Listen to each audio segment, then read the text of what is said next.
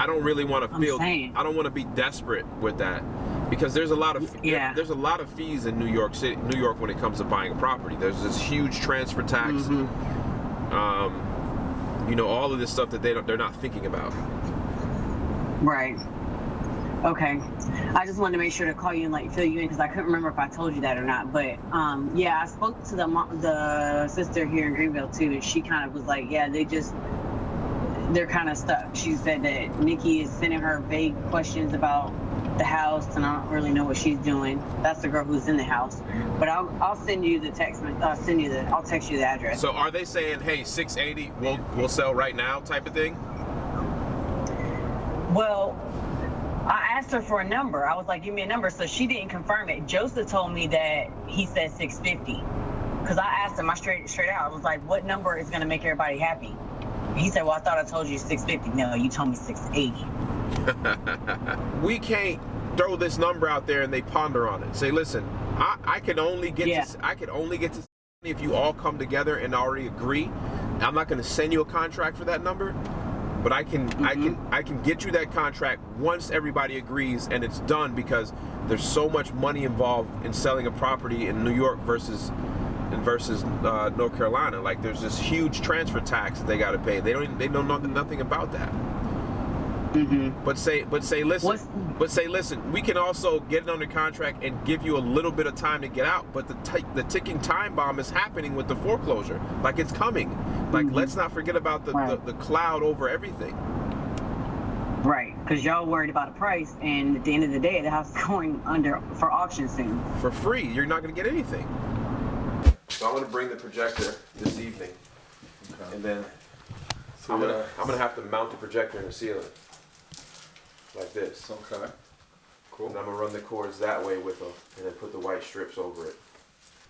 You actually want to hang it and then put a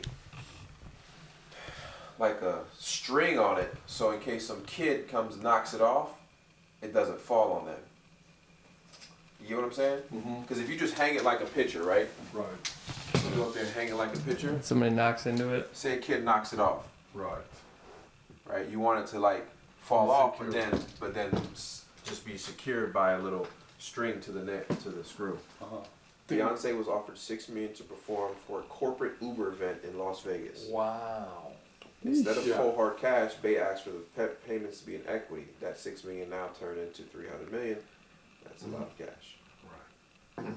But you see, that $6 million, when it happened, they gave her an equity, what the equity shares were at that time. Yeah, exactly. So they were.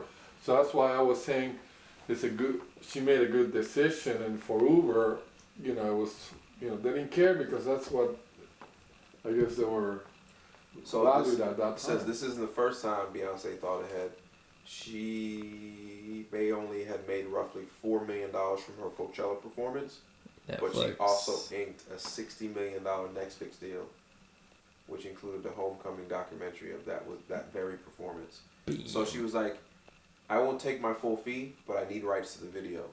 And then she took rights to the video and sold it to Netflix for $60 million. Oh my God, look, you see, she's savage. She's a savage. She got some people. Oh yeah, she's been doing this. I mean, she's been performing since she was like 16. Man, she's already doing well, but she's, she's taking it one step.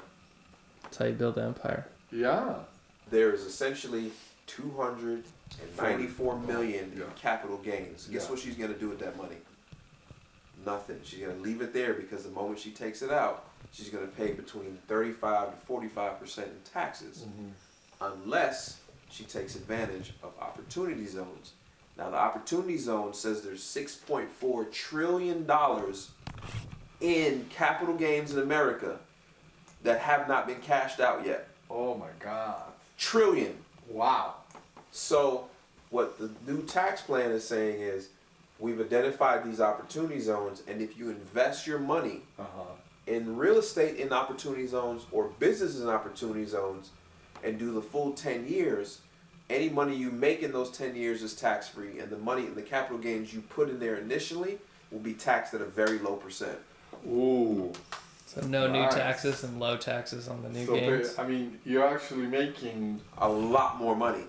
So that original 35 to 45% back, exactly. Yeah, plus, I mean. So the low percentage, what would that be like? Probably 10, That's 12%. Good. Nice. So now. It's like a self-employment tax. So exactly, less than that. Self-employment tax is like 15. 22. Yeah. So the point that. Wow. So the point is that all these people are looking for investment in real estate. So Monday I go to New Jersey, and I'm going to a Forbes event with talking about. They're gonna be there. It's put on by Sean Parker, one of the founders of Facebook and Napster, and a bunch of other billionaires are gonna be there talking about the opportunity zones. So I'm gonna be at that event Tuesday all day, and I'll be back Wednesday morning.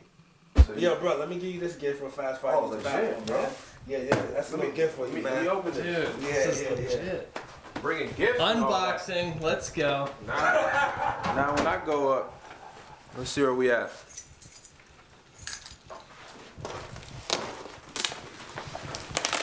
Got me all excited like it's Christmas and stuff. Bag. It must be my birthday. Oh, we got a whole. Dude. Oh. What you got in there? Say word. I see my name on it. My fly bag. Dude, look at that thing. Get out of here, bro. Yo. That's incredible. Yo, you get it, bro. That's dope, bro. I appreciate that. Yeah. My man got my. Dude, he got you. You got your own luggage line. Yo, this is gonna be in the cover for the YouTube video. It's us like this together. Don't be like this. Yeah, man. Yeah. Yo, that's crazy. That's freaking sick. Yo, that's so legit, bro. Now they can't steal my luggage. You can't say it. You can't. You can't, man. Yo, this is crazy. I didn't even know he did this. Where they do this at? Yo, Dude, it's got a website. Yo, who you know does this? Yeah, man. So let me show you around, bro. So this is where they edit. Like my content calendar comes out. This is like what they have to put out. Okay. They're like IG posting calendar, Monday 3 photos, a video, IGTV, like. So it's all mapped out. It ain't just on accident. Yeah. So let me show you the control room.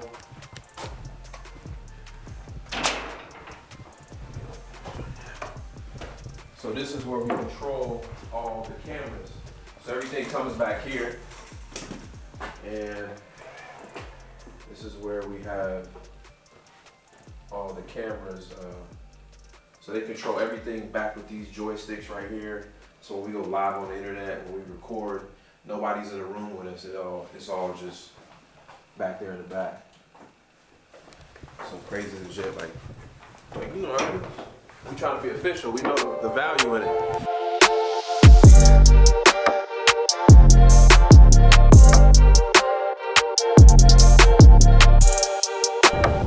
So on this, I'm gonna show you through my area. We're gonna just talk about real estate.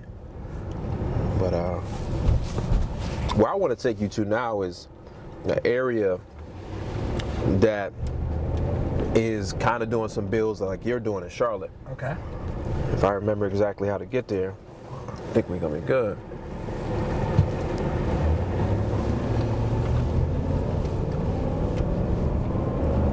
So this is a building, it's a big controversy building. It's owned by HUD. A lot of people there living there with vouchers. Yes. 200 and I think 9 or 10 people, 201 people or something like that. And the federal government wants to sell it and make it private. Well, along with that comes in displacing 200 and something odd people. And you can see who lives over there. But it needs like $7 or $8 million in repairs, and they just trying to sell it. Well, this is the only affordable housing downtown, period. Right, so you're talking about that's not on the other side of 52, which is the highway, right? So that's a big controversy thing that's going on in this city right now. Hoping to do something, hoping to hear more about it. This building right here was just bought. It was a GMAC insurance building. It was bought by the Flow Company, which is a car corporation. That's actually where this car comes from. And they put apartments on the top and offices below then, and then there's like a floor or so of affordable housing in there.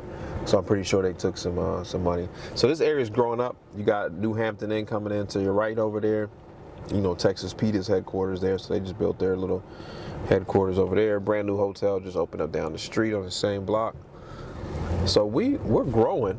Absolutely, absolutely. 15 years ago, a building down here was like 30, 40 grand. Yeah, I can see that. Yeah. And now they 400,000 plus. It's kind of crazy, man, because you know, our generation, well, my parents' generation went from south to the north. The newer generation are going from north to south. It's So, affordable. It's affordable. You get more bang for your buck, etc. So yeah, all these major cities in these southern towns, southern states are growing. Yeah. So there's a building. It's over there. You might see it another way, but that's the building I want to own. I'm trying to buy the Winston Towers. So what I want to do real quick is jump into my real estate office so you can kind of see how the operation kind of works, and then we'll jump down the street and I'll show you some new build areas, and that'll be it. Completely messed up. No. So Nasar, this is a team, the DORU. Nice to meet you. NASAR'S, man. All right. What size shoes you wear? I wear a damn 10.5. Let's see if I got something for you. Boom. Get you some Gary V's, open threes. Oh, man. Yeah, man. These I saw Gary V. I bought 50 pairs of them. And so cool thing about these shoes, man, they K-Swisses. So one is called the Cloud and the Dirt, right? So one is the Cloud is when we come up with a crazy idea to do it. Yeah. So that's the mission, the motive, and the macro. So you see that one's got the cloud inside. And the dirt is when we actually grind. Because me and you DORUs, we do this. So that's the work, the grind, the hustle. Yeah. So you put that together, these are clouds and the dirt, man. So there you go, bro. Some pair of Gary V's to you. Thanks. But this is the office, man. This is where the magic happens. Everybody's his cousin when they doing good. So he does new builds in Charlotte. You do? Yeah, that's the one I was, the builds we want to do? Yeah. So I'm actually taking him, so jump in the car with us. Yeah. You got something to do? Huh? You got something to go do? Go with you. Oh, so you're gonna jump in the car with us. Yeah. But this is our, so we built all of this. This office did not look like, it looked like 1970s when we got here. Yeah. So what was it, so your first time you built one of those new builds? Yeah. Did you build a modern type new build? Not my first one, no, but I learned from that because one of the things that the lender taught me was like any house can fit any lot. You just have to size that house for that lot. The architect has to do that, and then you get approved by the city. So when I did my first one on my own, everybody passed up on it because it was a 40-foot lot. And all the other buildings on the street wanted the normal 50-foot lot. 50 foot back. Yeah, 50 foot wide. For the wide. Yeah, so, yeah, and so the house didn't have a driveway. So I knew, I said, man, I could build the right house with a drive-in garage. They could have a driveway, and it could be a nice house. And then I had like the highest sale in that neighborhood. So so when you built the house, if you remember, what was your build cost?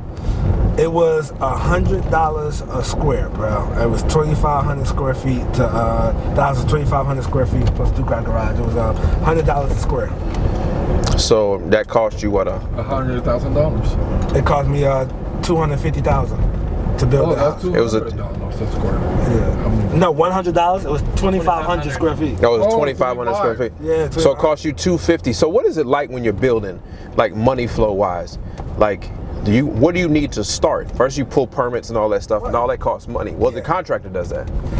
The GC does that, and well, me personally, you get approval to build. Yeah, no, basically, the GC submits everything. So walk me through that, because this is where I'm at now, and I want to learn how to kind of do that. So basically, you get the plans. The plans submit the GC. You are the GC can do it. In my case, the GC does it, and the city lets you know if it's approved or not. It can be something wrong with the plans, like, hey, this doesn't meet the setback requirements or code requirements. Yeah. Yeah. So. But you have to first also test the soil, right, in the lot. Hey, Francis, do I make a right to go? Remember that new modern house? Yeah, go straight. I can't go straight. What do you? You go left. Go straight when we go into the park. So, no, I'm sorry. What you were saying? that you don't have to test the soil. No, you don't have to test the soil. No. Not on infill lots. Yeah, if you're doing the whole development, then yeah, but not on infill lots. So you get approval from your drawings. What's the typical drawings cost? Are you buying plans that's already done? But they customized plans. Yeah, you're looking at probably like $1.50 a square foot. So could be 3,000-4,000. Sometimes could be like my guy. He got it figured out, so he got a system in place where we just moving stuff. Yeah, 1,500, 2,000. So and your joints be stamped and everything, ready to submit to the city. Got it. This part of town, what part of Winston you grew up in? I grew up on the west side of town, man. Like in the most part of my life, I started in the hood I started on the west side of town. My parents got divorced, and I ended up in the hood side, and then we quickly moved back. My mom was like, "Nah, we ain't living over here." Okay. So we the west side of town. So all this is kind of different. So this is Washington Park as well. That's just another side of it. So you look right here, my man building this right here. Yeah, I like this. Yeah, you see that? And he got the carport. Mm-hmm. And the deck goes off the pipe. And then look what he just did this house right here too. Mm-hmm. So, but this is a rehab. Yeah. So, and probably he did it because it was right next door to each other. Correct, yeah. But I don't know if that's the same guy building down here. What's some rules on the lot cost compared to what you're building on? Ideally, it's 20%. So the lot cost needs to be 20% of what you're building on. But once you get your build cost locked in, you could probably do a little bit more once you get your cost locked in. Now, I'm going to say this, bro. Don't be afraid to knock down a house and build. If you get the right price on that particular house where it makes sense, like, let me just trash this house and build. So look at this. This is completely different right here. So my man built 1, 2, 3, 4, 5. I think 5 or 6 of these. So this is the type of bills and stuff you be putting out there. He did a great job with this. I'm impressed. Yeah. So I don't know if it's the if that's the name of a, but I'm pretty sure this guy's an architect. Yeah. And this area is close to downtown as well. Yeah, so this is, well, not only that, but this is like artsy. yeah, your artsy area. Yeah, we got that in Charlotte. Yeah. So look, man, I appreciate you coming out here to Winston.